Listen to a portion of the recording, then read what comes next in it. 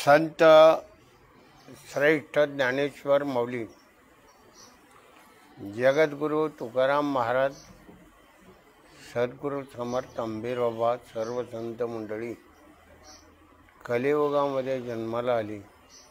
त्यांनी स्वतः भगवंताचं नामस्मरण करून भगवंत स्वरूप झाले. देव पाहोयाशी गेलो, तेथे देवाची होऊन ठेवलो. ते देवरूप झालेत. त्यांनी स्वतः त्या भगवंताचं ध्यानरूपी मौन नामस्मरण करून भगवंत स्वरूप झालेले आहेत. त्यांनी जे ध्यानरूपी मौन नामस्मरण सद्गुरु समर्थ अंबीर बाबा, जगद्गुरु तुकाराम महाराज, ज्ञानेश्वर माऊली, सर्व संतांनी ध्यान केलेलं आहे, ते तुमच्या श्वासामध्ये ब्रह्मनामाच्या रूपानं ब्रह्मनामाचा ध्वनी श्वासामध्ये भरलेला आहे. म्हणून त्या ध्यानरूपी मौन नामस्मरणामधून 2 मिनटं त्या भगवंताचं ध्यान करावं अशी सर्वांना प्रेमपूर्वक विनंती आहे.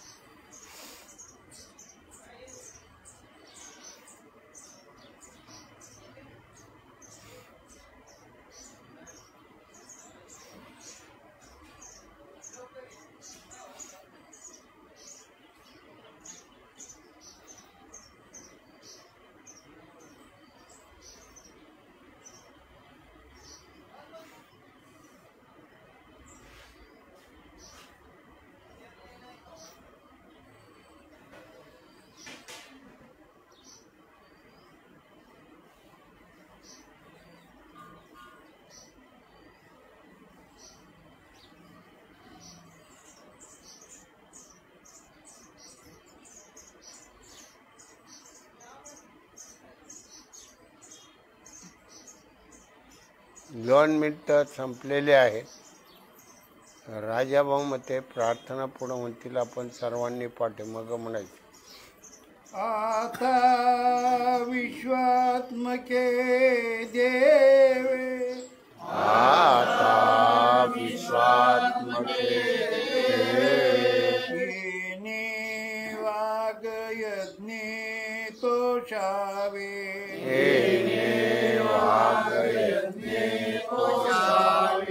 पोषणी मज द्यावे,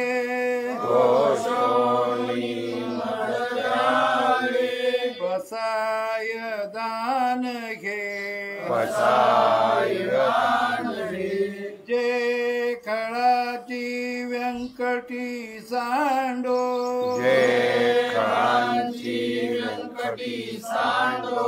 दया सत्कर्मी रती वाढो, भूता परस्परे पडो, मैत्र जीवाचे, दुरितांचे तिमिर जावो, विश्व स्वधर्म सूर्य पाहो, जो जे वांछिल तो ते लावो,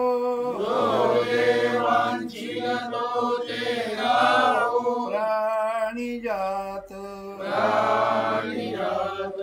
पुंडलिकावरे श्री ज्ञानदेव तुकाराम माऊली ज्ञानेश्वर महाराज की जय, जगद्गुरु तुकाराम महाराज की जय, सद्गुरु समर्थ अंबीर बाबा महाराज की जय, जनता जनार्दन महाराज की जय. संत श्रेष्ठ ज्ञानेश्वर माऊली,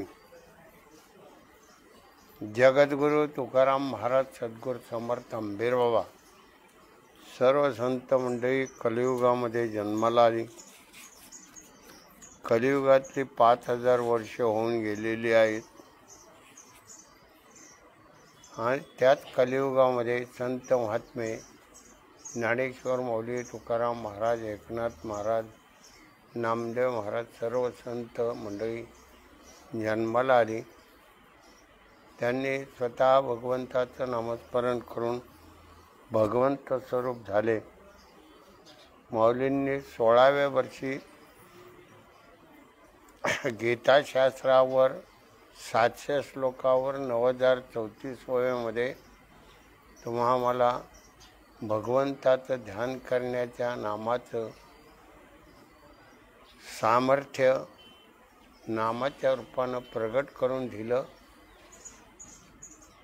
तेच माऊलींनी ज्ञानेश्वरीच्या रूपानं ईश्वरी स्वरूपाचं ज्ञान प्रगट केलेलं आहे. म्हणून आज श्रावणी पौर्णिमा आहे, रक्षाबंधनाचा कार्यक्रम आहे. बहीण भावांचं नातं दृढ करणारा हा नारळी पौर्णिमेचा योग आहे. योग या शब्दामध्ये अर्थ एवढाच आहे, दोन स्वरूप बाजूला गेलेली आहेत, ती एकरूप होण्याचं कार्य त्यांच्यातून घडत आहे. त्याला योगाचं स्वरूप प्रगट केलेलं आहे.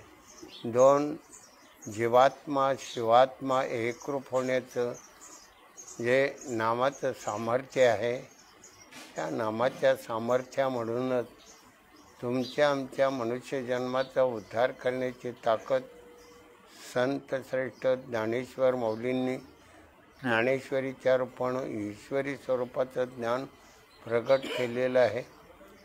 वाचावी ज्ञानेश्वरी, डोळा पाहे पंढरी. ज्ञानेश्वरीच्या ईश्वरी स्वरूपाच्या ज्ञानामधून आपण पंढरपूर स्वरूपामध्ये म्हणजे परमात्मा पांडुरंग स्वरूपामध्ये एकरूप होण्याचा योग माऊलींनी प्रगट केलेला आहे. म्हणून तुम्हा सर्व महात्म्यांची सेवा करण्यासाठी संत श्रेष्ठ ज्ञानेश्वर माऊलींनी 90व्या अध्यायातल्या पहिल्या ओळीमध्ये मार्गदर्शन तत्व करताना सांगितलेलं आहे. 90वा अध्याय आणि पहिलीच ओवी आहे. तरी अवधान ऐकले दिजे, मग सर्व सुखाशी पात्र होजे. हे प्रतिज्ञे उत्तर माझे उघडे का. श्री ज्ञानेश्वर महाराज म्हणतात, श्रोते हो, तुम्ही एक वेळ जर माझ्या बोलण्याकडे लक्ष दिले तर प्रतिज्ञापूर्वक सांगतो तुम्ही सुखी व्हाल. पहा, या ठिकाणी माऊलींनी 90व्या अध्यायातल्या पहिल्या ओळीमध्ये तरी अवधान ऐकले दिजे, तरी एक लक्ष द्या. एक लक्ष देण्याचं सामर्थ्य मनुष्य देहातल्या जीवाच्या ठिकाणी भगवंताने प्रदान केलेलं आहे.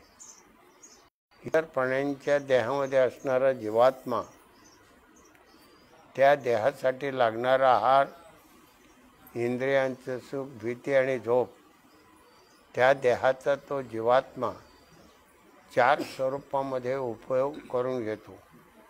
पण तुम्हा मनुष्य देहातल्या जीवाचा जो खरा अधिकार आहे, तर नराचं नारायण होण्याचा अधिकार, याच देही याच डोळा पाहे मुक्तीचा सोहळा, मुक्त होण्याचा सोहळा तुम्हा मला संत महात्म्याने प्रगट केलेला आहे. सोहळा आहे. सो परमात्मा हम जीवात्मा, जीव आणि परमात्मा एकरूप होण्याचा सोहळा मनुष्य देहातल्या जीवाच्या ठिकाणी हा सोहळा पाहण्याचा अधिकार आहे आणि या सोहळ्यामध्ये रममाण होण्याचा अधिकार आहे. एवढं मोठं आपलं भाग्य आहे. मनुष्य देहामध्ये कलियुगी जन्म झालेला आहे. या देहाची आयुष्य मर्यादा 100 वर्षाची आहे. कलियुगामध्ये 100 वर्षाचं आयुष्य. कृतायुगामध्ये त्यावेळेला त्या माणसांचं आयुष्य 1,00,000 वर्ष होतं. त्रेतायुगामध्ये ते 1 आयुष्य 10,000 वर्षाचं होतं, 1 0 पुसलं. द्वापार युगामध्ये ते आयुष्य 1000 वर्षाचं होतं आणि कलियुगामध्ये तुमचं आमचं आयुष्य 100 वर्षाचं. पण आज आपण 100ही गाठीत नाही. मग आपलं काय चुकतं हे आपण तपासलं पाहिजे. कारण मनुष्य जन्म हा लाख मोलाचा, लाख याचं मोल करता नाही, अमोल आहे. पण आपण मायेतल्या विषयामध्ये इतर प्राण्यासारखा या देहाचा खाण्यापिण्यासाठी उपयोग करतो, इंद्रियांचं सुख भोगतो, भीती आहे आणि झोप आहे. हे सर्व करत असताना तुम्हाला माऊलींनी फक्त सांगितलं तरी अवधान एकले, फक्त एक लक्ष द्या. म्हणजे किती सोपं करून सांगितलेलं आहे. सोप्यातलं सोपं भगवंताचं नामस्मरण करण्याचा योग संत महात्म्यांनी प्रगट केला, गुह्य प्रगट केले, विश्व ब्रह्मच केले. विश्वाकार स्वरूपामध्ये ब्रह्मस्वरूप होण्याचा अधिकार या मनुष्य देहातल्या जीवाचा. म्हणजे आपल्या जीवाची पावर काय आहे. आपण आपल्या जीवाकडे जात नाही, देहाकडे जातो. देह माझा, इंद्रियासाठी लागणारं वैभव माझं, संपत्ती ऐश्वर्य माझं, माझं म्हणत बसतो. पण नेमकं माझं आपलं काय कळत नाही. देवे दिदला देह भजना गोमठा. भगवंताचं नामस्मरण करण्यासाठीच देह भगवंताने दिलेला आहे. म्हणून माऊलींनी या देहाच्या स्वरूपामध्ये पहिल्या ओवीमध्ये सांगताना तरी अवधान एकले दिसे, फक्त एक लक्ष भगवंताच्या नामाकडे द्या. एकच एक लक्ष म्हटल्याबरोबर ब्रह्मस्वरूप होणार आहे. कलियुगातली 5000 वर्षे गेली, 43,000 वर्षे राहिले, 37,000 वर्षे राहिले. मग आज तुमची उंची किती आहे. तुमच्या पाठीमागं असणाऱ्या आपल्या संत महात्म्यांची उंची किती होती. छत्रपती राजांची उंची किती होती. त्या काळात छत्रपती राजे 400 वर्षापूर्वी असणारा माणूस, त्याची उंची आणि 21व्या शतकामध्ये वापरलेला माणूस याची उंची कमी कमी होत चाललेली. उंची कमी होत चाललेली, प्रकृती नाजूक बनत चाललेली, प्रकृती नाजूक बनत चाललेली. त्या काळची असणारी मंडळी, त्यांची प्रकृती, त्या देहामध्ये असणारी त्यांची पावर. म्हणून छत्रपती राजांचे गुरु कोण. जगद्गुरु तुकाराम महाराज आणि रामदास स्वामी, 2 महात्मे. जगद्गुरु तुकाराम छत्रपती राजांच्या पदरी होते, 2 महात्मे होते. निर्णय राजाने जरी घेतला तर तो निर्णय संत महात्म्याने द्यायचा असतो. संभाजीराजांच्या हातून चूक झाली, त्यांच्या हातून चूक झाली. मग त्या चुकीचं प्रायश्चित म्हणून राजांनी त्यांना शिक्षा केली, तुरुंगाची शिक्षा केली. पण ती तुरुंगाची शिक्षा रामदास स्वामींनी रद्द केली. का. राजाने दिलेला न्याय आणि तो योग्य न्याय असताना सुद्धा रद्द करण्याचा अधिकार रामदास स्वामींनी दिला.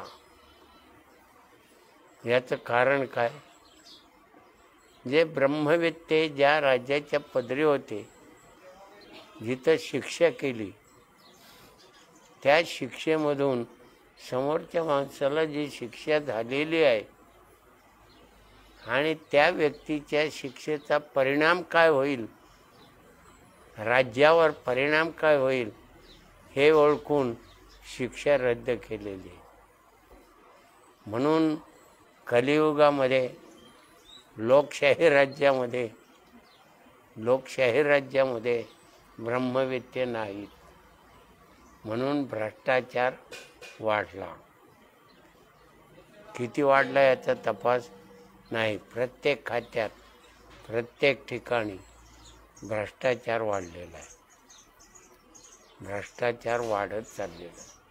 म्हणून माऊलींनी हे सगळं बाजूला काढण्यासाठी तरी अवधान एकले दिजे, मग सर्व सुखाशी पात्र होईल. हे प्रतिज्ञे उत्तर माझे उघड ऐका. केवढी मोठी प्रतिज्ञा केली माऊलींनी. प्रतिज्ञा केलेली आहे, साधं सुद्धा शब्द नाही. दिलेल्या शब्दाची पावर काय आहे. माऊलींच्या ज्ञानेश्वरीतल्या ओवीमध्ये पहिल्या पदामध्ये सांगितलंय, तरी अवधान एकले दिजे. फक्त एक लक्ष कुठं द्यायला सांगितलं, हे अजून समजून आपण घेतलं नाही. एक लक्ष कुठं द्यायचं हे समजून घेण्याचा अधिकार आपण समजून घेतला पाहिजे. कारण एक लक्ष दिलं तर दुसऱ्या पदामध्ये सांगितलंय, मग सर्व सुखाशी पात्र होईल. सर्व सुखाला पात्र व्हाल. सर्व सुखाला पात्र व्हाल. आम्ही मायेतल्या विषयामध्ये, प्रपंचामध्ये कार्य करत असताना नामस्मरण करायला लागलो तर अंग दुखतं, पाय दुखतो, मन आमचं तिकडं गेलं. आपण सबब सांगतो, देह जावा अथवा राहो, पांडुरंग दृढ भाव. निश्चयाचे बळ तुका म्हणे तेचे फळ. निश्चय पक्का झाला की कार्य सिद्ध होतं. आपला निश्चय पक्का नसतो, डळमळीत होतो. निश्चय माने माऊलींनी तर प्रतिज्ञा केलेली, तरी अवधान एकले दिजे. मग लक्ष कुठं द्यायचं? भगवंताच्या नामाकडं. भगवंताचं नामस्मरण समजून घेतलं तर ते ज्ञान करणार आहे. भगवंताचं नामस्मरण करण्याचा अधिकार कोणाचा आहे? जीवाचा आहे. जीव नामावर तरलेला आहे, देहाचा नाही. देह जीवाचं राहण्याचं घर आहे. तेही तुम्ही मुदतीने आणलेलं आहे. मुदत संपली, क्षणभर सुद्धा जीव या देहात थांबत नाही. या देहाची किंमत शून्य होते. म्हणून निर्जीव चालल्या भिंती सांगा देव का न होती. 3.5 हाताची देहरूपी भिंत निर्जीव आहे. जीव निघून गेला की देहाला जडत्व तयार होतं. देहाला जडत्व तयार होतं. म्हणजे त्या देहाला किंमत राहत नाही. डोळे असून पाहत नाही, कान ऐकत नाही, तोंड बोलत नाही, हात हलत नाही, पाय हलत नाही, कोणती क्रिया घडत नाही देहामध्ये. पण कोणामुळं घडत होती? जीवामुळं. तरी अवधान एकले दिजे. मग जीव नामावर तरलेला आहे. तो जीवात्मा सगुण साकार आहे, निर्गुण निराकार आहे. शब्द लक्षात घ्या. सगुण साकार आणि निर्गुण निराकार. सगुणासहित असणारा साकारत्व आणि निर्गुणासहित असणारा आकार. निर्गुणाला आकार आहे का? निर्गुणाला आकार नाही, म्हणून वाऱ्याचं मोजमाप आपण करू शकत नाही. वाऱ्याचं मोजमाप कराल का? आकारी वस्तूचं मोजमाप कराल, वाऱ्याचं करणार नाही. म्हणून जीवात्मा कसा आहे? सगुण साकार, निर्गुण निराकार. निराकारी आहे, निर्गुण आहे, त्याच्यामध्ये गुणही नाही. आणि मग आधी काय म्हटले? सगुण साकार. सगुण तो गुणासहित आहे, गुणासहित आहे. म्हणून तुमच्या देहातला जीवात्मा हा गुणासहित आला, जीवदशेमध्ये अडकला. जीवदशेमध्ये अडकला. माझं म्हणायला सुरुवात करतो जीवदशेमध्ये. आणि तोच जीव निर्गुण साकार होतो. निर्गुण साकार निराकार होतो, निर्गुण निराकार होतो. त्यावेळेला गुण संपलेले असतात. मग आपल्या जीवाकडे काय गुण आहेत? आपल्या जीवाकडे काय गुण आहेत? रजगुण, तमगुण, सत्वगुण. गुणात्मक स्वरूप. नंतर शब्द, रूप, रस, गंध आणि स्पर्श 5 विषयांचं स्वरूप. मोह, अहंकार, द्वेष, मत्सरी, इच्छा, वासना, भूली, भ्रांती, विकारी,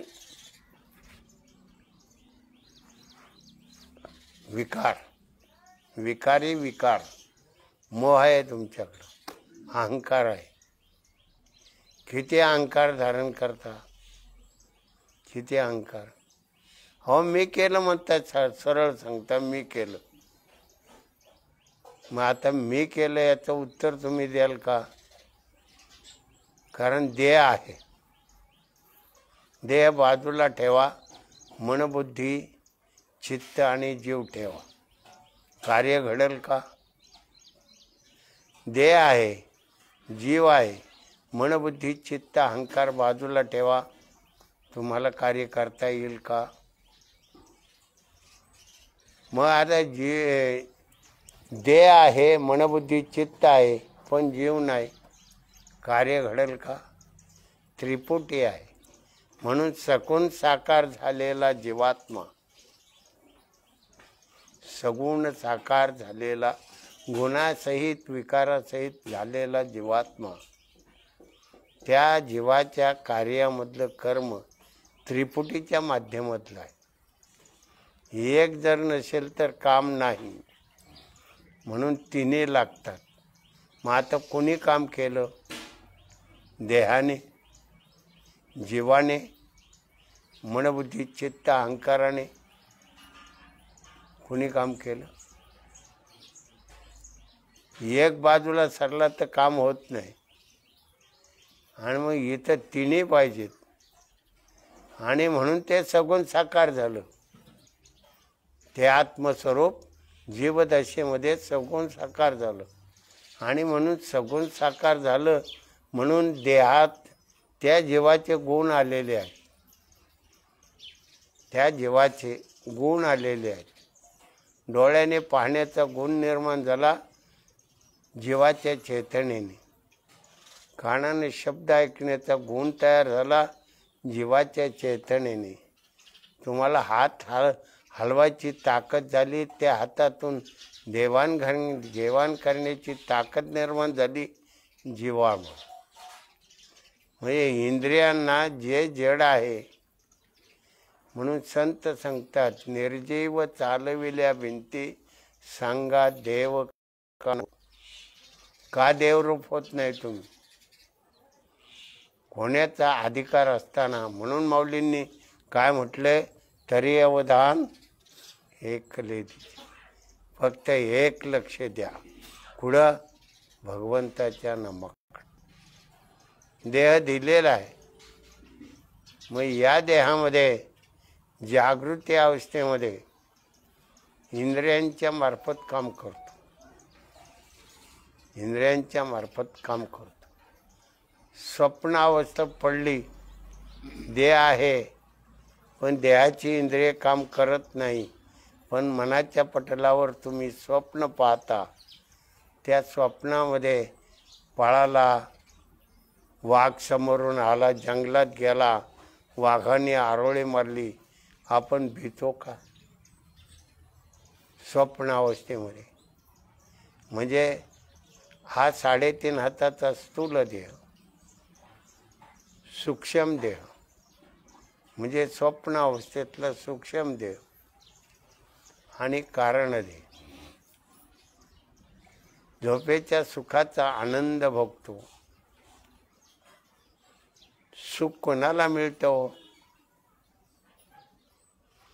जीवाला मिळतं का देहाला मिळतं? आपण झोपेतून जाग झाल्यावर किती आनंद, गाढ झोपला. म्हणजे त्या मालकानं म्हणजे जीवानं गाढ निद्रेमध्ये त्या भगवंताच्या सुखाच्या आनंदामध्ये लय पावला, म्हणून तो आनंद जीवाला झाला आणि तोच आनंद जीव नाशिवंत देहामध्ये प्रकट करतो. या नाशिवंत देहात प्रगट करतो. म्हणून 3 देहाचा उपयोग करून घेतो. पण हा सगळा अधिकार असताना म्हणून माऊलींनी सांगितलेलं आहे, नेमकं नामस्मरण कोणतं करायचं. म्हणून तुमचा श्वास अखंड वाहतो. श्वास बंद आहे का सांगा. 5 मिनिटं मी श्वास बाजूला काढून ठेवला, जमल का? जमणार नाही. म्हणून त्या श्वासाची प्रणव शक्ती निर्माण झाली. श्वासामध्ये प्रणव शक्ती निर्माण झाली म्हणजे नाम प्रगट झालं. म्हणून श्वासात आयत नाम आहे, ब्रह्मनामाचा ध्वनी प्रगट होतो. आणि त्या ब्रह्मनामावर तरी अवधान एकले दिजे. फक्त एक लक्ष द्या, वेळ वाया घालू नका. जाते ऐशी घडी पुन्हा नाही. गेलेलं आयुष्य परत मिळत नाही का? मिळत. बालपण गेलं, तारुण्य आलं, बालपण मिळेल का? तारुण्य गेलं, म्हातारपण आलं, तारुण्य मिळेल का? मिळेल. म्हणून तो जीवात्मा आहे. तारुण्य, बालपण पुन्हा मिळवता येतं. मिळवणारा कोण आहे? जीवात्मा. याच देही याच डोळा, पाहे मुक्तीचा सोहळा. म्हणून मग सर्व सुखाशी पात्र होईल. सर्व सुख तुम्हाला प्राप्त होईल. कालाचा ओघ, परिस्थिती, वस्तुस्थिती आजची वाईट आहे. सर्व बाजूनी सर्व माणसं वाईट विचाराकडे पळू लागलेले आहेत. वाईट विचाराकडे तरुण पिढी वाईटाकडे घसरत चाललेली. तुम्ही आम्ही आपला विचार केला तर आपण आर्य संस्कृतीतली मंडळी आहोत, रामाच्या वंशातले आहोत, श्रीकृष्ण परमात्म्याच्या वंशातले आहोत, संत महात्म्यांच्या वंशातले आहोत. मग एवढी ताकद तुमच्याकडे असताना तुम्ही वाम मार्गाचा स्वीकार कशाला केला? वाईट विषयाकडे पळू लागलेले. वाईट विषयातून संपत्ती लवकर मिळते, पण त्रास किती असतो वाईट विषयाचा. तुम्हाला संपत्ती मिळवायची, तुम्ही 1 लाख रुपये दिले, 2 लाख दिले, त्या माणसाला मारा. पैसा 2 लाख मिळाला, किती वेळामध्ये तुम्ही काम करणार? त्याला संपवायला किती वेळ लागणार? एक गोळी झाडली, संपला. एक गोळी झाडली, संपला. म्हणजे थोड्या वेळामध्ये वाईट कर्म करून पैसा मिळाला आणि तेच काम कष्ट करून उद्योगधंदा करून पैसा 1,00,000 मिळाले. दोन्ही पैसे मिळालेलेच. वाईट कर्म करूनही पैसे मिळाले आणि चांगलं कर्मही करून पैसे मिळाले. योग्य पैसा कोणता? योग्य चांगला का वाईटाचा? वाईटातून मिळालेला पैसा. तुमचे विचार वाईट होतील, आचार विचार वाईट होतील, आहार विहार बिघडेल आणि भगवंताच्या नामस्मरणाकडं येण्याचा अधिकार राहणार नाही,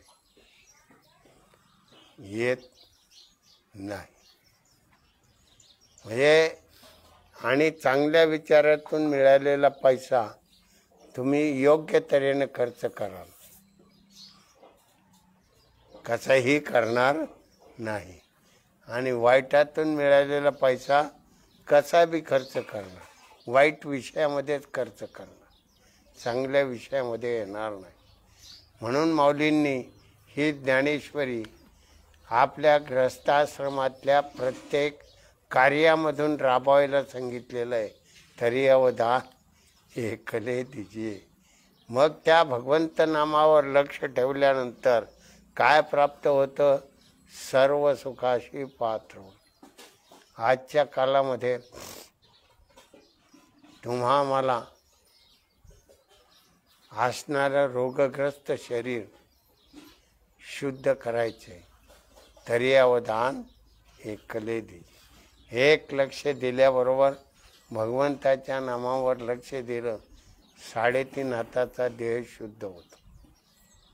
3.5 हाताचा देह शुद्ध होतो.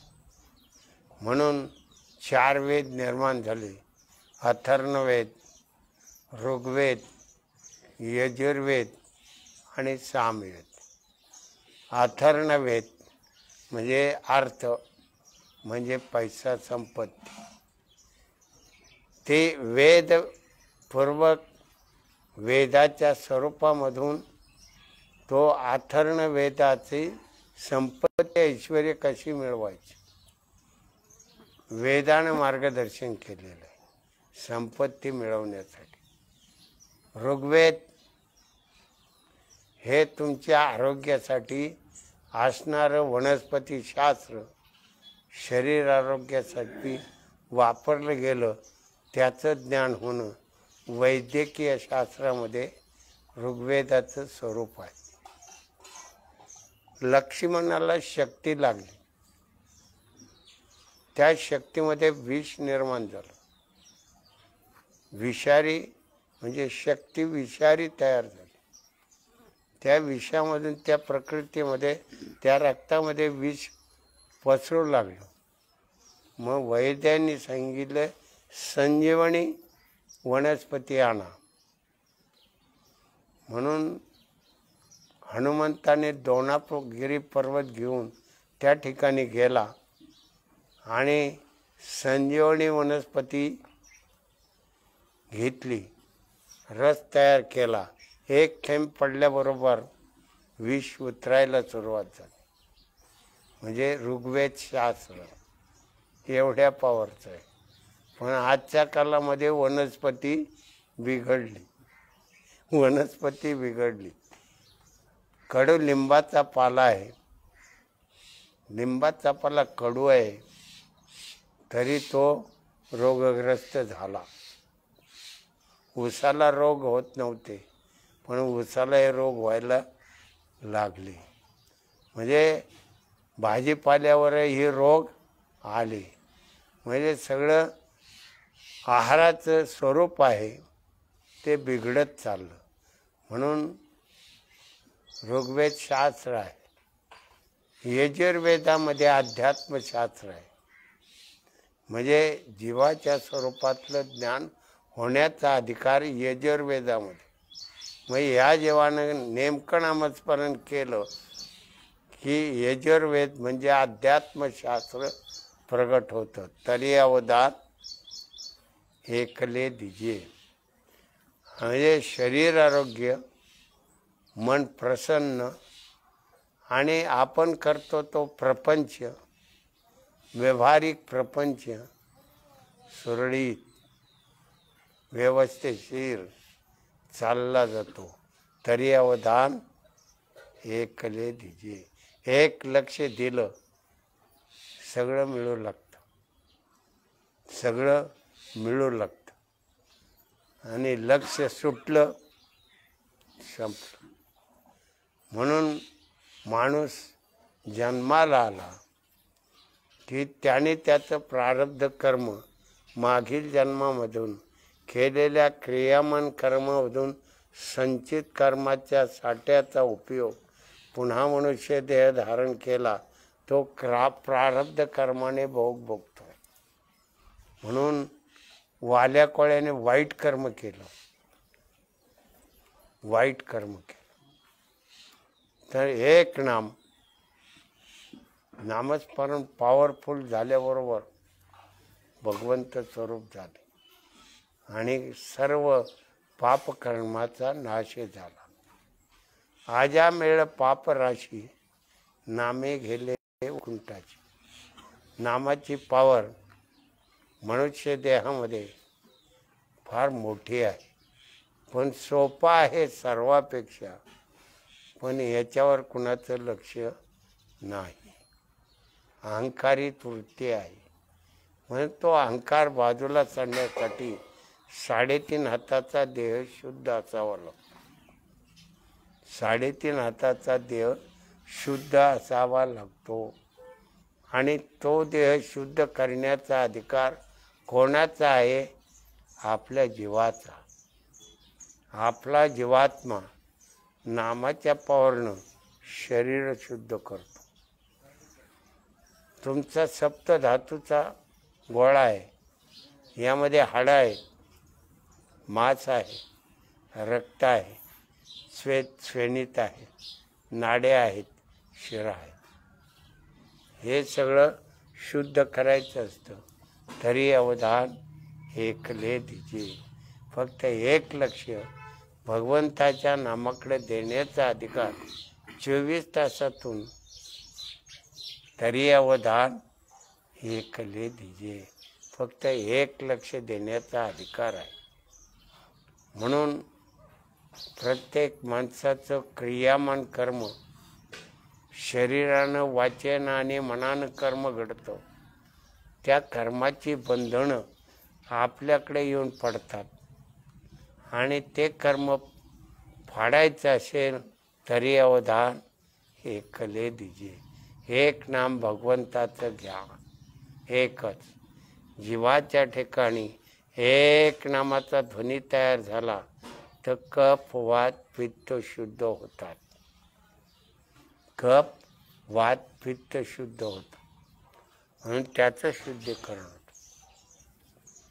आणि ते शुद्धीकरण नामाच्या ठिकाणी, जीवाच्या ठिकाणी नामाचा ध्वनी होतो.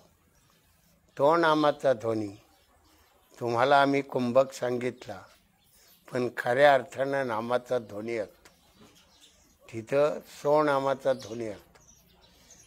तो कुंभकात म्हणजे साठवला गेला सो रूपानं. ते ब्रह्मनाम सो नामामध्ये तुमच्या डोक्याच्या केसापासून पायाच्या नखापर्यंत सो नामाचा ब्रह्मध्वनी तयार झाला की शरीर शुद्ध होतं, कफवात शुद्ध होतं. म्हणून आपल्याकडं कफ आहे, आपल्या छातीमध्ये कफ, प्रत्येकाच्या छातीमध्ये कफ आहे. ज्यादा झाला कफ की तुम्हाला खाकरा तयार होतो, खोकायला येतं कफामुळं. तोच सगळा कफ बाहेर पडला, फुफ्फुसातला कफ बाहेर पडला की त्या कफामध्ये व्यापलेली जागा मोकळी होते आणि कफात व्यापलेली जागा मोकळी झाली की तुम्ही श्वास घ्यायला लागला की तुम्हाला दम लागतो. दम लागतो. म्हणून त्या जीवाच्या ठिकाणी त्या ब्रह्मनामाचा सोनामाचा ध्वनी प्रकट झाला की तो डोक्याच्या केसापासून पायाच्या नखापर्यंत सोनामाचा ध्वनी तुमचं शरीर शुद्ध करतो. मग त्या कफानं मोकळी झालेली जागा पुन्हा कप निर्माण होऊन व्यवस्थिशीर तयार होतं.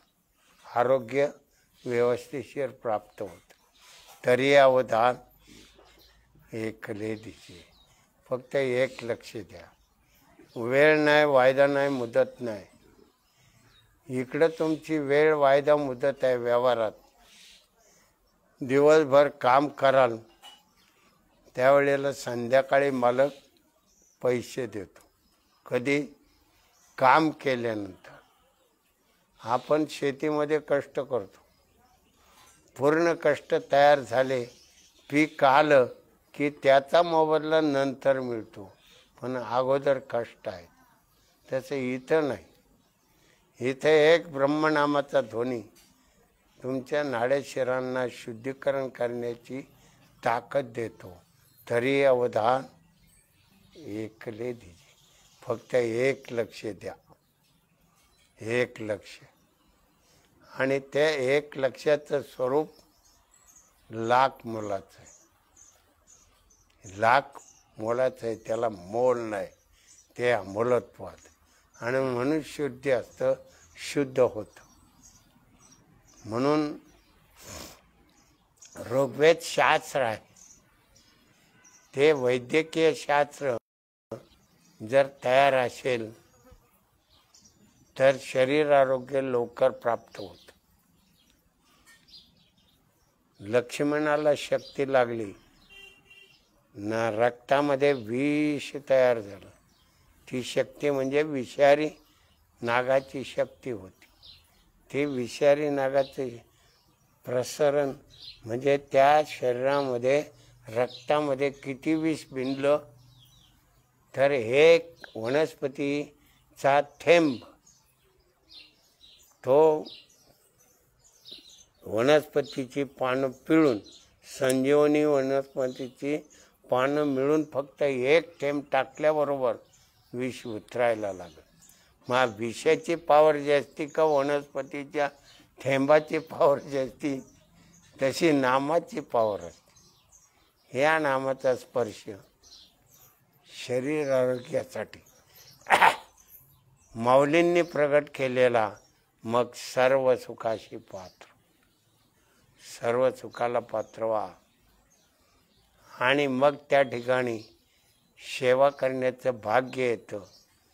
ते लाख मोलाचं असतं. ती सेवा अमोल असते.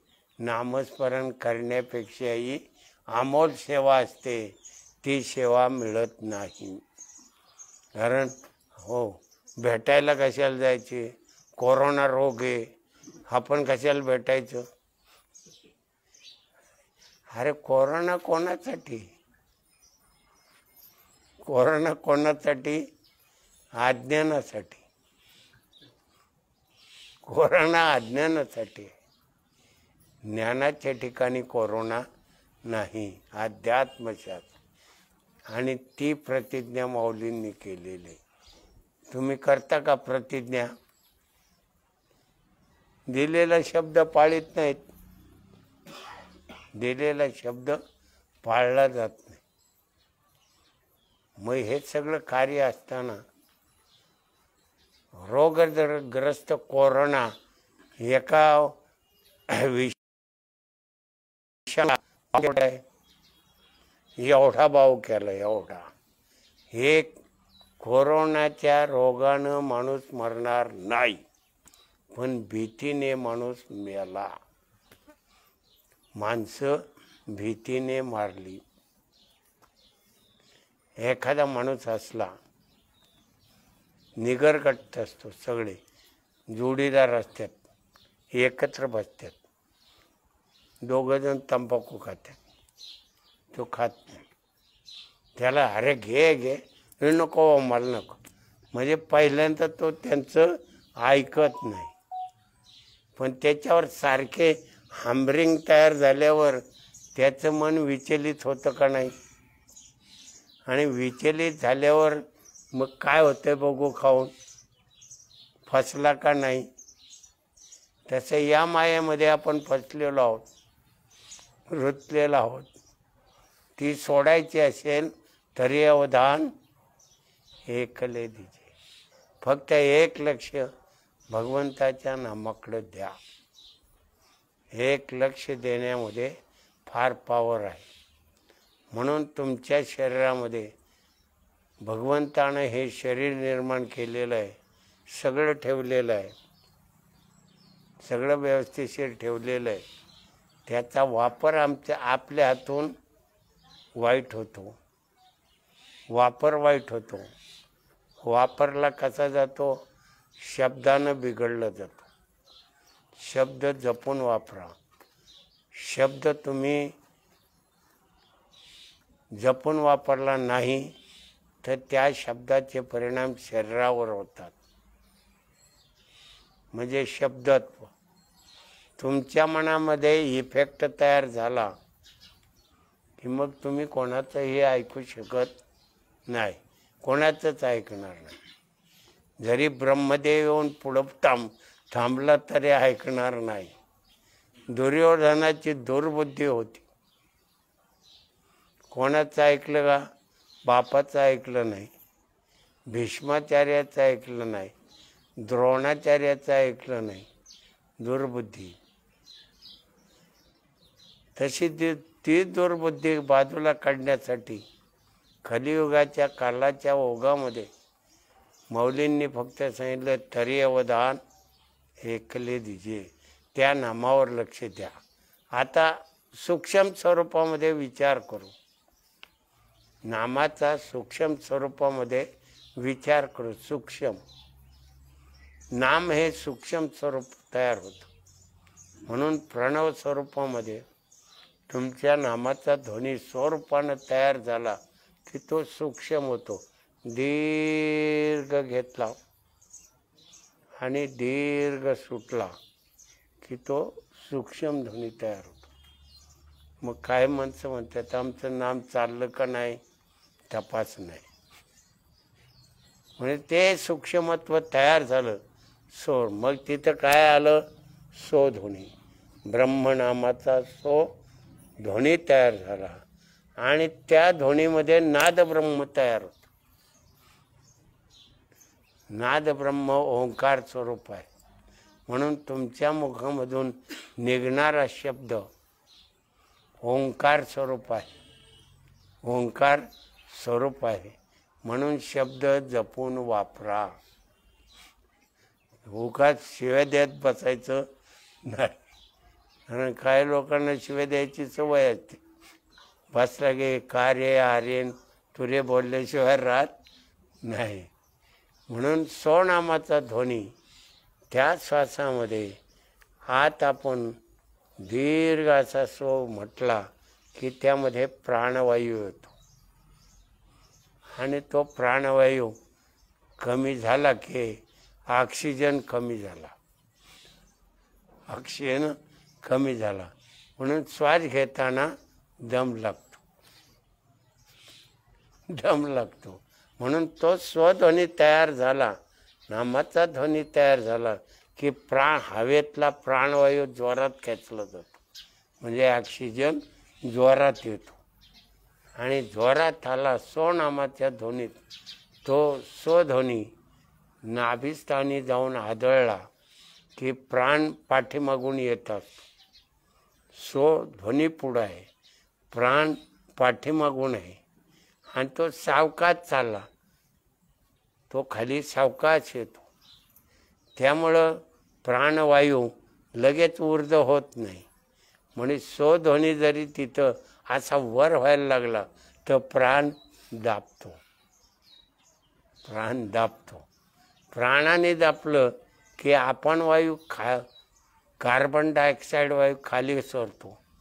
तो लगेच प्राणाच्या पावरनं वर खेचला जातो आणि मध्ये आहे ब्रह्मनाम सो. तो ओंकार ध्वनी तयार होऊन त्या ओंकारामधून पायाच्या केसापासून डोक्याच्या केसापासून पायाच्या नखापर्यंत ओंकाराचा ध्वनी तयार होतो. ओम ध्वनी तयार होतो आणि मग ते रक्त, नाड्या, शिरा, श्वेत सगळे सप्त धातू शुद्ध होतात. आणि मग शुद्ध झाल्यावर आरोग्य प्राप्त व्हायला वेळ. तरी अवधान एकले दिजे. आपण आपल्या दृष्टीने विचार करतो, प्रत्येकजण आपापल्या दृष्टीने विचार करतो.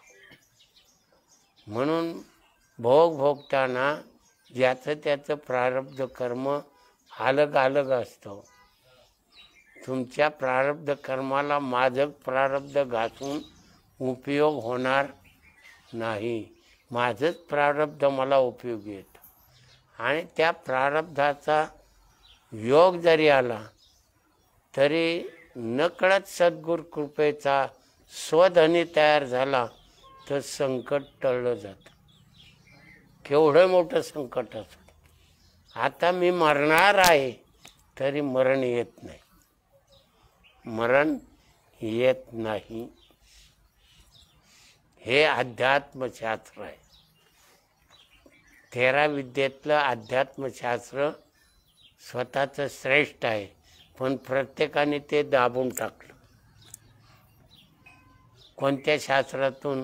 गद्यशास्त्रातून. गद्यशास्त्र म्हणजे तुमच्या मुखातून शब्दब्रह्मामधून जी वेदवाणी बाहेर पडते ती विषयामध्ये वापरली गेली की ते गद्यशास्त्र तुमच्या शरीराचा नाश करतं. म्हणून शब्द जपून वापरा, आयुष्य वाढवा. आयुष्य कमी का होतं? प्रत्येक ठिकाणी प्रत्येक शब्दामध्ये ती पावर आहे.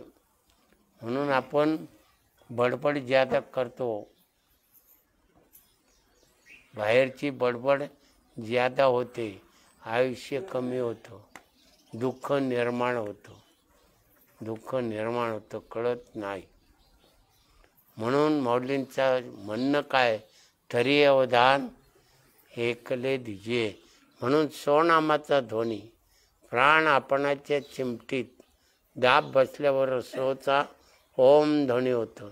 आणि ते नाद ब्रह्म रक्ताच्या नसानसामधून हाडाच्या प्रत्येक कणाकणामधून, मांसामधून, रक्तामधून, नाड्या शिरामधून त्याचं प्रसरण तयार होतं. घुसळण तयार झालं की उष्णता वाढली, रोग संपला. माऊलींनी मांडे भाजले, त्याचं उत्तर कुणाला काय सांगता येत नाही. पाठीवर मांडे भाजायचे, किती उष्णता निर्माण करावी लागेल. खापराचं भांड,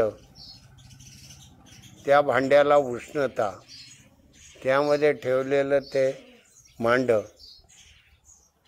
आणि त्या खापराचं भांड तापायला पाहिजे तेवढी उष्णता त्या पाठीमधून निर्माण झाली. आणि त्या उष्णतेच्या पॉवरनं ते मांड भाजलं गेलं पाहिजे. तेल किती आहे? तुमच्या पाठीच्या कण्यावर पन्हाळे पडेल अशा अवस्थेमध्ये पालथे पडल्यानंतर ती पन्हाळीमध्ये तेल किती आहे? थोडं आहे. पण नामाच्या पावरनं पाटण तापली, भांड तापलं आणि मांड भाजलं, ब्रह्मरस ओतला. ब्रह्मरस ओतला. ब्रह्मरस ओतू काढा. ब्रह्मरसाचा काढा निर्माण होतो.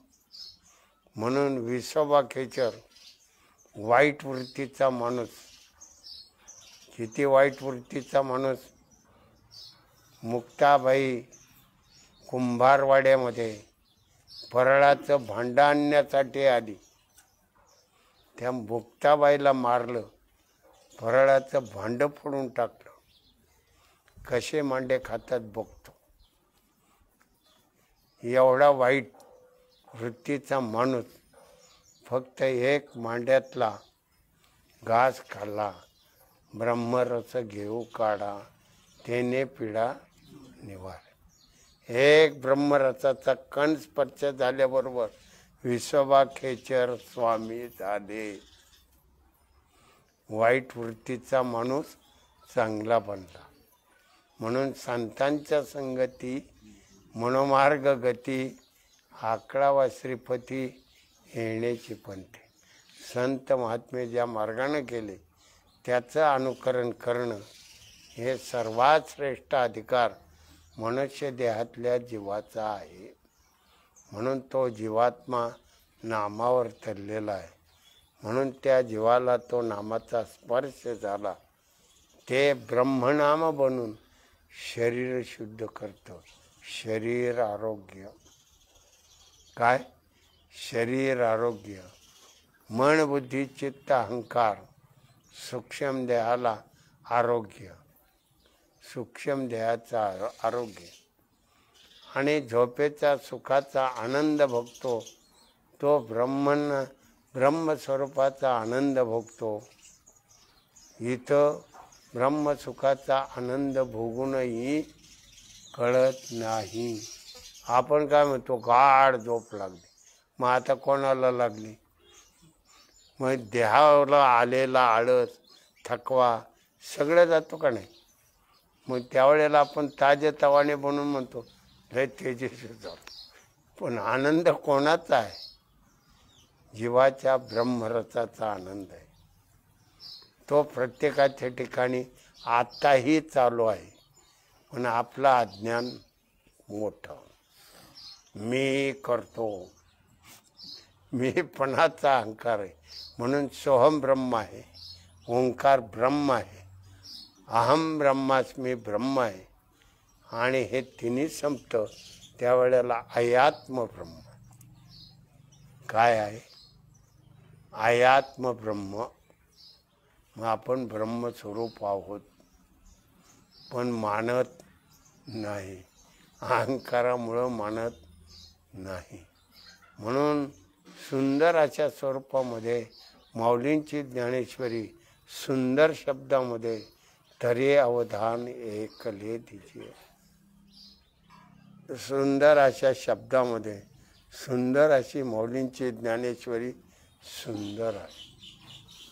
आणि तुम्हीही सुंदरच आहात. पण मोठं अज्ञान पांघरल्यामुळं सगळा नाश करून घेता. आहे काय ठरवा? अरे मिळवलं जेवढं आहे तिथं जागेवरच मिळवा. देहासाठी मिळू नका, मिळवा. पण पद्धतीने मिळवा. पद्धतीने मिळवा. पद्धतीने वागा. तरी अवधान ऐकले दीजिए. मग सर्व सुखाची पात्र सुख प्राप्त होत. म्हणून तुम्ही आम्ही या देहाचे चोजले पुरवतो हाच आपला मूर्खपणा आहे. वाईट शब्द आहे. देहासाठी काय नाही. देह भगवंताच्या नामासाठी आहे. तो वापरला तर ठीक, नाहीतर काही उपयोग नाही. खरं नाही. म्हणून माऊलींनी एवढी सुंदर ज्ञानेश्वरी लिहिली. सुंदर शब्दामध्ये तरी अवधान ऐकले दे. सुंदर ज्ञानेश्वरी सुंदर शब्दामध्ये सुंदर ते ध्यान उभे विटेमध्ये. काय संत वाणी आहे जगद्गुरु तुकाराम महाराजांची. सुंदर ते ध्यान. त्या माऊलींची वेद सुंदर ते ध्यान. मग एवढं सुंदर ध्यान सोडायचं आणि बाहेरचं ध्यान करायचं. ते शब्द ब्रह्म आहे, पण ते शब्द ब्रह्म शुद्ध नाही. जीवाच्या ठिकाणी स्मरण पावलेला तो भाव आहे. तो भाव स्मरण पावल्यावर लहरीमध्ये तयार होतो. पश्यंती वाणी. त्याच लहरींना आकार निर्माण होतो. मध्यमावाणी. तोच मुखातून बाहेर पडतो वैखरी म्हणे. म्हणजे जीवानं निर्माण केलेला शब्द तुम्ही तो बाहेर फेकून देता.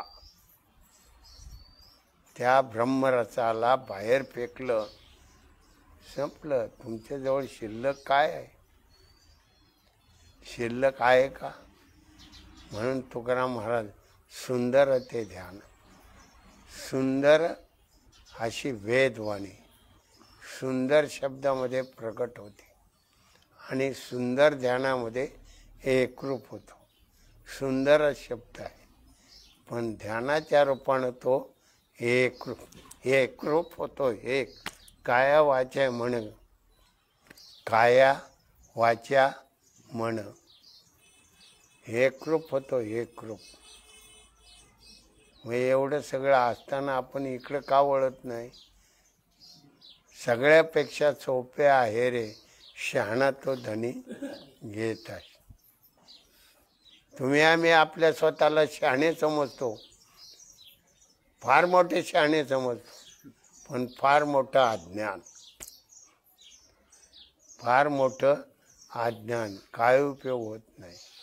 म्हणून बाबांनो, मौलींची ही ज्ञानेश्वरी तरी अवधान ऐकले दिजे, मग सर्व सुखाचे पात्र होजे, प्रतिज्ञे उत्तर माझे उघडाय का. मौलींची ही ज्ञानेश्वरी सुंदर शब्दामध्ये एकरूपतेने ध्यानाच्या रूपानं वापरा. ध्यान करा, ध्यानरूप व्हा. म्हणून ध्यान हे भक्तीतलं 7वं अंग आहे. 8वं अंग समाधी. हा सुख सोळा स्वर्गी नाही, कुठेच मिळणार नाही तुम्हाला. कितीही प्रयत्न केला तर कुणीही सांगू शकणार नाही. तरी अवधान ऐकले दिजे. म्हणून केलेली प्रवचन रूपी सेवा वेडी का वाकडी देव जाणे.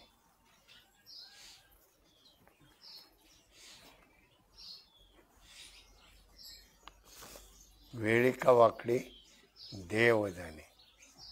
म्हणून केलेली प्रवचन रूपी सेवा तुमच्या हृदयात असणारा रामाच्या चरणी तरी अवधान ऐकले दिजे अर्पण करून प्रवचन रूपी सेवेला विराम देतो. पुंडलिका वरदे हरी विठ्ठल श्री ज्ञानदेव माऊली ज्ञानेश्वर महाराज की जय. जगद्गुरु तुकाराम महाराज की जय. सद्गुरु समर्थ मीर बाबा महाराज की जय. जयंता जनार्दन महाराज की